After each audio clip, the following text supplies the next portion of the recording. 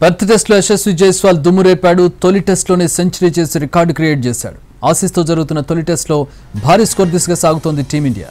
2 ఇన్నింగ్స్లో 1 వికెట్ కోల్పోయిన భారత్ ప్రస్తుతం 236 పరుగులు చేసింది. దీంతో భారత్ ఆధిక్యం 291 పరుగులకు చేరింది. ఆసీస్ ముందు భారీ టార్గెట్ పెట్టే అవకాశం కనిపిస్తోంది.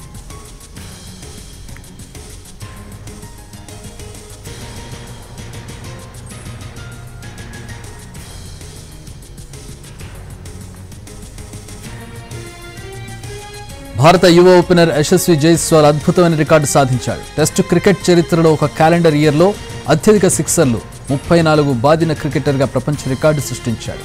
2 ఇన్నింగ్స్లో నాథన్ లయన్ బౌలింగ్లో సిక్సర్ బాది ఈ ఫీట్ను అందుకున్నాడు. అంతకుముందు ఈ ఆల్ టైమ్ రికార్డు న్యూజిలాండ్ మాజీ ఆటగాడు బ్రెండన్ మెక్కలం 33 సిక్స్ల పేరిట ఉండేది.